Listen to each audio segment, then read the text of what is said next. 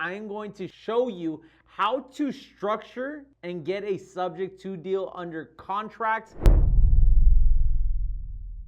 Now it's time to get to structuring the deal and drafting up the subject to contracts. We want to make sure that we protect everybody in the transaction. First thing is you want to make sure that you and the seller agree to the terms that you are coming up with on the structure of the deal. It is very important for you to disclose and be honest. Disclosure is what's going to protect you and what's going to protect the seller. So make sure whatever you guys have agreed on, that is put into the contract. If you need access to the contract, feel free to squat up and get with one of our students. They will help you get a contract.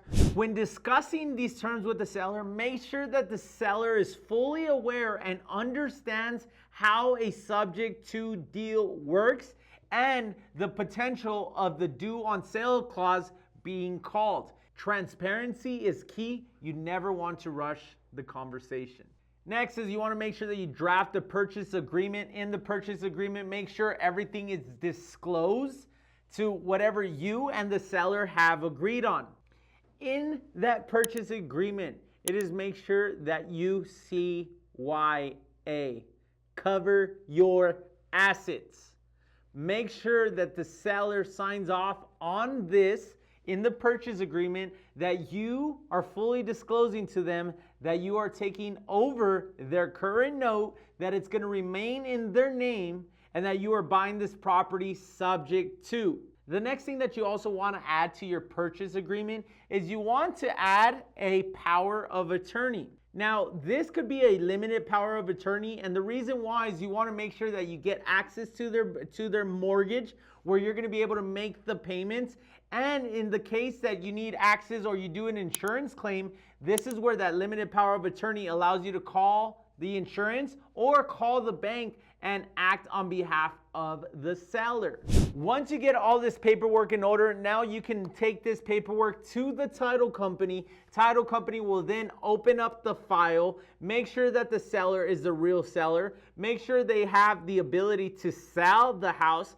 Title will then draft up all the paperwork per the purchase agreement, and at the time of closing, they will get the seller to sign off on everything, where the seller will then transfer the deed over to your name, and now you're going to be able to make payments to the bank directly on behalf of the sellers. You need to make sure that the title company you are working with has done subject to deals.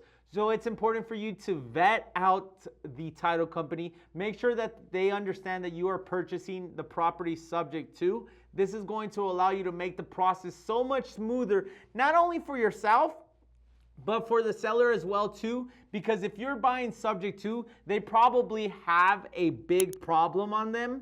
So this is going to be your opportunity to help them and for you to create that win-win situation. So it's important for you to draft up that purchase agreement, disclose everything, get a limited power of attorney, and go through a title company so that way you can protect yourself and protect the seller. If you found this video useful, make sure you give it a thumbs up, click the subscribe button, and click the little bell so that way you get notified on our next video that could help you go out there and do more deals. Let's grow, baby.